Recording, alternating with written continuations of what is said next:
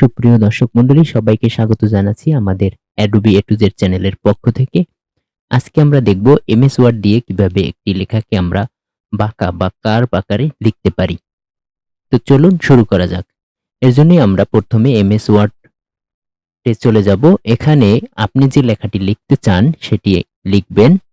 আমি চাচ্ছি এই লেখাটি এখানে যে লিখেছি পরিশ্রম কখনো বিফল হয় না, এই লেখাটি আমি বাঁকা করে লিখব অথবা কার্ভ আকারে লিখব। এর জন্য আমাকে কি করতে হবে দেখেন।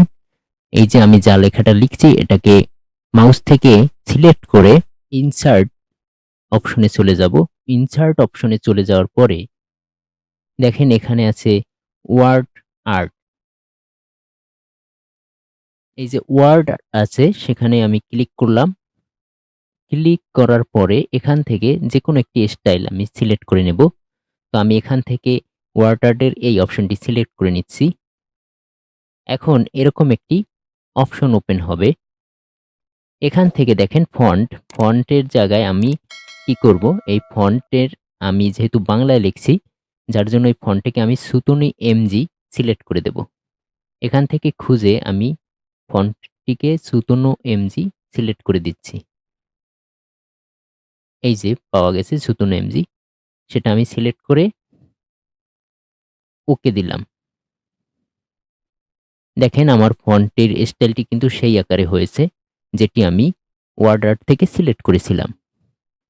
এখন লক্ষ্য করুন এখান থেকে শেপ চেঞ্জ অপশন থেকে পাথ মানে ফলো পাথ অপশনটি আছে, সেটিতে আমি যে আকারে বাঁকা চাচ্ছি বা গোল চাচ্ছি সেটি আমি এখানে সিলেক্ট করে দিব।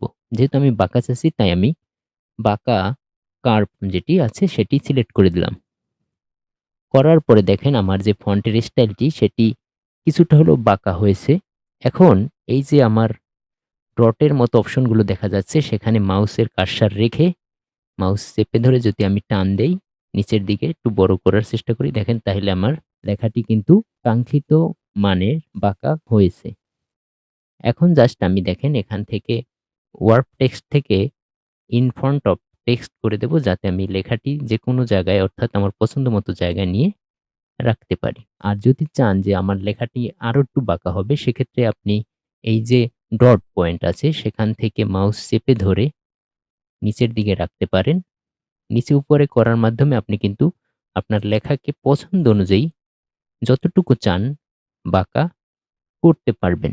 ধন্যবাদ সবাইকে। আমাদের ভিডিওটি ভালো লাগলে অবশ্যই চ্যানেলটি সাবস্ক্রাইব করবেন এবং পাশে থাকা বেল আইকনটি ক্লিক করে রাখবেন। নিত্য নতুন ভিডিও এবং টিপস পেতে আমাদের চ্যানেলটি অবশ্যই সাবস্ক্রাইব করবেন। ধন্যবাদ সবাইকে।